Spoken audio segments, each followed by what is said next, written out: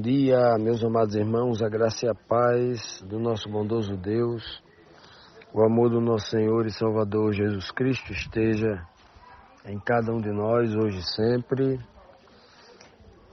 Hoje, segunda-feira, estamos dando continuação à nossa lição bíblica diária.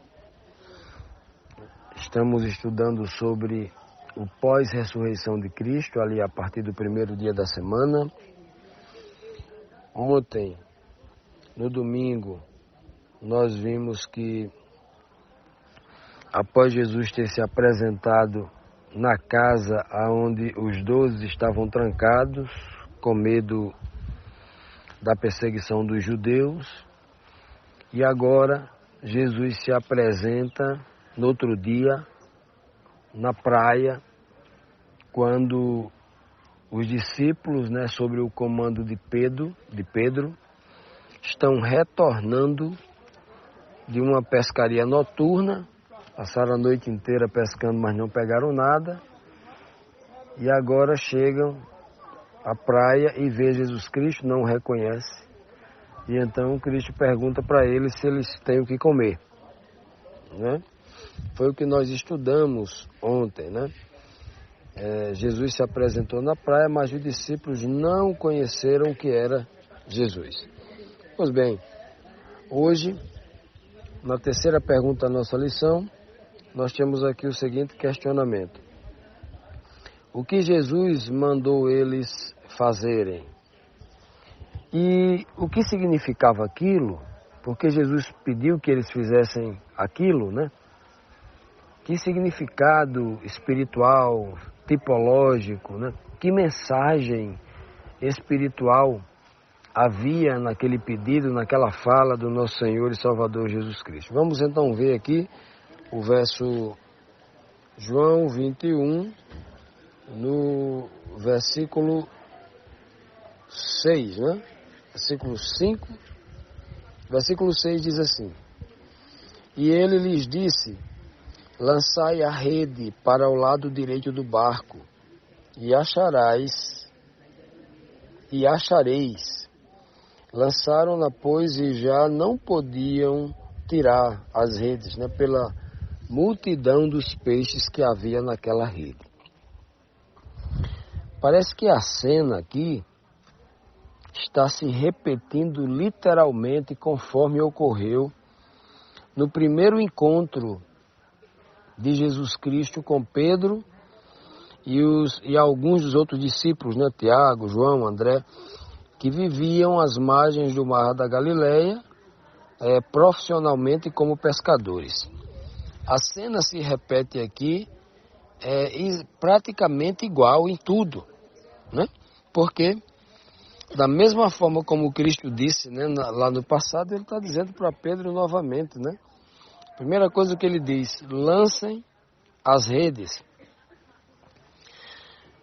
É como se Cristo estivesse dizendo assim para Pedro e os demais: eu sou aquele mesmo, vocês não estão me reconhecendo por causa da aparência exterior, porque eu estou noutra aparência exterior, estou assim com outra aparência, Mas a grande mensagem de Deus para nós, seres humanos, é que não tem muita importância a aparência exterior, Assim, no sentido de você, no sentido da sua identidade, de quem você é essencialmente. Não é porque o homem é aquilo que ele é por dentro, Ninguém vai perder a sua identidade porque passou o dia inteiro no sol e ficou ali bronzeado com a cor diferente, porque cortou o cabelo de uma maneira diferente e mudou mudou radicalmente a aparência da face, a moldura, o cabelo, a moldura do rosto, Ou, por exemplo, um acidente, teve que reconstruir o nariz, fazer uma plástica e mudou assim aspectos da face, Então ali você vai ter uma pequena mudança no físico. Como o ser humano, todo ele muda com o passar do tempo, a idade, né? Se você olhar uma foto de uma criança que tem 5 anos e essa mesma pessoa aos 80 anos, é diferente. Então, nesse sentido, a aparência exterior, ela não tem muita importância relacionada à identidade do homem interior, né? Não tem. Então, quando Cristo se apresenta ali, vamos falar assim, quase que no outro corpo, né? Porque ele havia ressuscitado no corpo incorruptível, diferente do primeiro, mas essencialmente ele era a mesma pessoa, não é? Ele não, né? Aquele corpo era o mesmo, só que o Pai havia transformado. Esta é a palavra que Paulo usa para dizer que os nossos corpos serão transformados, né? O corpo é o mesmo, só que o corpo será transformado. Uma célula que se corrompe, que apodrece, que morre, que envelhece, não vai acontecer mais isso com ela, né? Ela recebe do poder de Deus, né? Para não mais, para viver eternamente. Então, eles não reconhecem o ser exterior que ali está. Mas com certeza eles vão reconhecer o ser interior quando ele vê os trejeitos, o jeito de falar, o tom da voz, né? A forma que aquilo era peculiar da pessoa de Cristo, o ensinamento, a forma como, né? Então eles iriam identificar em algum momento. O corpo poderia parecer diferente, mas Jesus não havia deixado de ser a mesma pessoa, né? Olha que coisa interessante. E aí, Cristo vai falar exatamente como ele tinha falado no primeiro encontro: lance a rede do lado direito, né? E você vai achar. E logo que eles lançaram a rede, obedecendo ali aquela orientação, a pessoa não disse assim, o Jesus não disse: ei, eu sei o que eu estou fazendo, eu sou o maior pescador da região, eu sou o famoso, você não me conhece não? Lança aí do lado, eu estou vendo daqui que tem peixe aí do lado, você não está vendo não? Joga aí do lado direito. Ele não diz nada disso. Ora, a primeira vez que ele nem se afastou muito da praia, afastou uma distância que Pedro jamais pescaria ali, porque ali o peixe estaria em locais mais distantes, o Senhor nem se afastou muito, diz: lança aí à direita. A primeira vez, à direita do barco. Por que lançar à direita? Ora, tem uma mensagem tipológica aí muito interessante. Inclusive, na parábola que Cristo conta, né? Ele vai dizer que, por ocasião, né, do julgamento, né, com o Pai, no momento em que todas as nações estão diante dele, ele vai dizer assim, aos que estiverem à direita: vinde bendito de meu Pai, possuí por herança o reino que está preparado para vocês desde a fundação do mundo. O reino de Deus é um reino eterno, que não tem morte, que não tem sofrimento, né? E os que estiverem à esquerda, ele vai dizer assim: olha, apartai-vos de mim, malditos, vocês que praticam iniquidade, né? Em outra ocasião ele vai dizer assim: nunca vos conheci, né? Para aqueles que estão à esquerda, e vão dizer assim: Senhor, Senhor e tal, nós não curamos. Não, conheço vocês não. Não conheço vocês. Veja que ele não conhece não é por causa da aparência exterior. Ele conhece por causa da desobediência que é fruto do homem interior, né? Das escolhas do homem interior, da consciência, da razão do homem interior. Então, quando ele manda lançar à direita do barco, ele está dizendo assim: olha, ô Pedro, lance à direita, porque eu sei onde estão os peixes. Do lado direito, ou seja, lance do lado da que o Pai mandou, porque o objetivo seu agora não é pescar o peixe que serve para o alimento do almoço, do jantar, do café da manhã. Não. Você vai lançar à direita para salvar aquele rebanho, aquele povo que está à direita, que o Pai vai dizer: vinde bendito do meu Pai. Então eu sei onde você deve lançar as redes do Evangelho. Lançai as redes da verdade, do Evangelho da verdade, para que arranque do mar da Babilônia, né, que é uma grande tipologia, o mar revolto, né, do mar da Babilônia, os homens. Você não é pescador de homem? Então lance. Eu vou ensinar vocês Você, Pedro, pode saber como pescar, mas como pescar homens, como resgatar homens desse mar de confusão, desse mar de mentira, de engano, é eu que digo onde você vai fazer. E, obviamente, a partir desta orientação, o espírito deles devem despertar, né? Porque é uma fala, é uma orientação muito peculiar, que com certeza a mente deles devem despertar para a forma como Cristo os encontrou a primeira vez. Continuando, amados, vamos aqui agora para a pergunta número 4, a segunda pergunta de hoje, aqui da segunda-feira, quando diz assim: o que Pedro enfrentou sem medo para encontrar Jesus? Aqui o texto, o versículo 7, diz assim: então aquele discípulo a quem Jesus amava disse a Pedro: é o Senhor. E quando Simão Pedro ouviu que era o Senhor, ouviu da boca de João que era o Senhor, cingiu-se com a túnica e lançou-se ao mar. Coisa, né? Então veja que a primeira pessoa a identificar o Senhor Jesus pelo trejeito, pela forma de falar, pelo pedido que faz, pela lembrança que teve lá no primeiro encontro, foi João. João, que se identifica como aquele discípulo a quem Jesus amava. João sempre vai lançar mão dessa forma de falar, uma forma muito humilde, não é? De não se promover, de não falar o nome dele no sentido de ser lembrado e tal, né? Não que seja errado você escrever o seu nome e se identificando, não. Mas João tinha uma forma tão simples, tão humilde, né? Que até nesse simples detalhe, que não tem pecado algum, mal nenhum, ele se omite disso, né? Mostrando realmente que era um homem muito espiritual.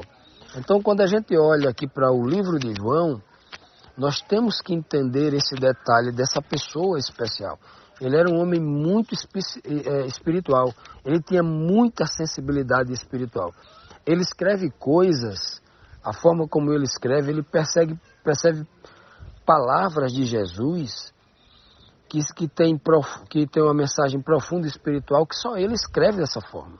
É impressionante a sensibilidade, o discernimento para as coisas espirituais da mente de João. Então João é tão sensível que antes de qualquer um perceber, falou assim: é o Senhor. É o Senhor Jesus. A aparência é diferente, mas é Ele. E quando Pedro, que era um homem de liderança assim, muito mais impetuoso, um homem de reflexo, um homem de decisão rápida, um homem de coragem, né? Pedro tem essas características muito importantes que um líder de verdade precisa ter, né? Esse pulso, essa coisa de ter a coragem de desbravar, de ir na frente, a disposição, a energia para conduzir as coisas, né? Pedro tinha isso. E louvado seja Deus que ele não estava só, né? Tinha pessoas sensíveis ao Espírito, pessoas muito mais sensibilizadas como João, né? E outros homens como Felipe, como André, como tantos outros. Cada um ali juntos eles se complementavam. E aqui, quando João diz a Pedro: é o Senhor, Pedro, o que é que Pedro faz? Primeira coisa que nós vemos aqui é que Pedro, quando percebe, a primeira coisa é que ele vai se cobrir com uma capa. Ora, estava num barco trabalhando, só homem dentro do barco. Pedro, obviamente, estava com a menor quantidade de roupa, obviamente, porque facilitaria ali, né? Você com a capa ali, aquele pano sobrando dos lados ali, atrapalharia o movimento das mãos para puxar a rede, para lançar a rede, para pegar um remo, né? No balanço do mar para segurar em alguma coisa. Então, isso atrapalharia. Então, a primeira coisa que nós vemos que Pedro faz é se cobrir com uma capa, mostrando a sua reverência, o seu respeito que ele tinha por Jesus Cristo, né? O seu Senhor, o seu mestre. Mas não era qualquer mestre, né? Ele estava se cobrindo ali justamente porque ele estava dizendo com essa atitude, dizendo assim, ó: eu respeito ele como um ser santo, como uma pessoa santa, como uma pessoa que merece toda a reverência, todo o cuidado, né? Estou me cobrindo diante dele para mostrar a minha submissão e revelar também a sua santidade, o respeito e a honra que eu preciso dar a ele. Nada que Cristo não pudesse enxergar o Pedro, né? Pelo poder de Deus, enxergar o Pedro por dentro, porque Deus deu esse poder a Cristo, né? E muitas vezes ele chegava o conhecimento de Cristo, que o Pai revelava, que ele sabia até o que os fariseus estavam intentando no pensamento contra ele, pensando coisas contra ele, né? Então, nada que pudesse escandalizar a Cristo, que Pedro estivesse nu ali, nu em pelos, inclusive, né? Isso não escandalizaria Cristo, né? Cristo reprovaria se ele tivesse numa situação dessa, numa situação de indecência, mas numa situação de privacidade, numa situação uma situação de uma consequência de um acidente, por exemplo. Nada disso escandalizaria Cristo, né? Isso escandaliza o homem cheio de pudores, né, e de preconceitos, né? Isso escandalizaria, né? Até hoje é assim. Mas o fato de Pedro ter colocado aquela capa nos ombros deixa bem claro o respeito de Pedro para com Cristo, como ele enxergava a pessoa de Cristo. Ele estava dizendo: eu sou seu discípulo, eu sou seu servo, eu estou submisso.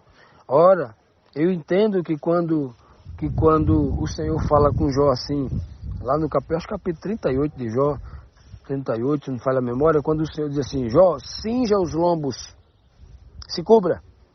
Eu vou falar com você agora e você vai me responder. Você está perdendo tempo aí com esses teus falsos amigos aí, perdendo tempo em responder a eles. Esse Eliú aí que fica falando coisas sem conhecimento, né? Eu acho que é o verso 2 que ele fala: quem é este que fala palavras sem ter entendimento? Então, quando o Senhor diz: ô Jó, cinja os lombos, se cubra para falar comigo, reconheça a minha santidade, o Senhor está ensinando a Jó. Então, quando Pedro pega essa capa e cinge, sem Jesus pedir, sem Jesus mandar, ele está entendendo, ele está nesse espírito, o espírito da santidade. Eu preciso me cobrir diante desse ser santo, não porque ele não me conheça, não porque ele reprova o meu corpo, não. É uma atitude de respeito. Logo em seguida, o texto diz que Pedro lança-se ao mar, né? Pedro não vai perder tempo, ele tem pressa. Ele não vai pegar o remo, né, e vai remar até a praia, que seria a maneira mais lógica, né? Mas ele queria demonstrar para Cristo que ele tinha pressa de vê-lo. E deve ter algum motivo, e a gente vai descobrir porque Pedro tinha tanta pressa para encontrar com Jesus Cristo. Nós sabemos dos ocorridos, né? Nós sabemos que Pedro vai precisar de um momento, mesmo estando na companhia dos discípulos, mas aquele momento ali de uma fala a sós com Cristo. Mesmo com espectadores ali a conversa, sem ninguém se intrometer, era só ele e Cristo. Ele precisava desse momento, porque aquela coisa do negar Jesus 3 vezes antes que o galo cantasse, aquilo está maltratando ainda Pedro, né? E Pedro precisava desse momento com Cristo, né? Pedro tem pressa de ouvir, assim como Jacó, naquela luta da noite toda até ao amanhecer do dia, ele tinha pressa em escutar, né, o perdão do anjo do Senhor. Ele precisava ter uma resposta para acabar com a sua angústia. Eu não tenho dúvida que lá no coração de Pedro, né, guardadinho só para ele, havia muita necessidade de uma conversa. E Cristo vai ter essa conversa com ele. Essa conversa tem que acontecer, né? Essa conversa tem que acontecer. Aquela conversa: Pedro, tu me amas? 3 vezes, né? Essa conversa tem que acontecer. E Jesus vem para isso também, porque jamais ele deixaria o seu discípulo angustiado. Deus jamais deixa ninguém sem resposta, né? E aí Pedro lança-se ao mar, mostrando claramente que, se por ti, Senhor, eu me lanço de corpo e alma, eu me entrego de corpo e alma a esta obra, a este mar que o Senhor mandou que eu entrasse nele para ser pescador de homens, e eu agora quero ser esse pé, e se lança ao mar, né? Uma atitude muito simbólica, a atitude de Pedro, né? Uma atitude muito emblemática do que realmente Cristo pediu para ele e da sua disposição para com a ordem do Mestre. Nós devemos fazer o mesmo, meditar nisto, porque nós precisamos também, assim como Pedro, não negar a Cristo, mas ter essa disposição de se lançar de corpo e alma, né? E quando você se lança no mar, você não lança as mãos e os pés ficam no barco, não. É o corpo todo, se entregar completamente e em direção a Cristo.